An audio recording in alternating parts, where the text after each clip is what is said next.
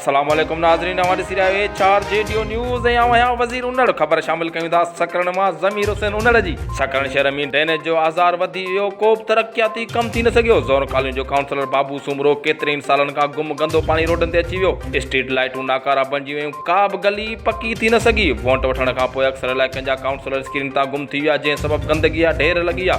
Town committee इंतज़ामिया तरफ़ां काउंसलरनि खे मुकमल आज़ादी मिलियल। काउंसलर ठीका खणण जे चकर में मसरूफ़ सकरण शहर में आलूदगी ऐं इज़ाफ़े सबबु सकरण शहर गंदगीअ जो ढेर थी वियो। हर हंधि गंदगीअ जा ढेर लॻी विया। सकरण जे ज़ोर कॉलोनी में सालनि खां काउंसलर बाबू सूमरो को बि तरक़ियाती कमु कराए न आहे सघियो, जंहिं करे ज़ोर कॉलोनी में ड्रेनेज जो गंदो पाणी रोडनि ते उथणु लॻो। सालनि खां वठी गलियूं पकियूं नथी सघियूं आहिनि, जंहिं सभु रोड रस्तनि ते हर हंधि खॾा पइजी विया आहिनि। जॾहिं त टाउन कमेटी तरफ़ां तमामु काउंसलरनि खे माहिवार फंड मिलण बावजूदि उहे पंहिंजे इलाइक़े में को बि तरक़ियाती कमु न आहिनि कराए सघिया। आवाम जी ज़िंदगी अज़ाब बणिजी वई। रोडनि रस्तनि ते गंदो पाणी बीहण सबबु स्कूल जे ॿारनि समेत इलाइक़े जे औरतुनि ऐं बुज़ुर्गनि खे रस्ते तां क्रॉस करण में काफ़ियूं परेशानियूं अचण लॻियूं।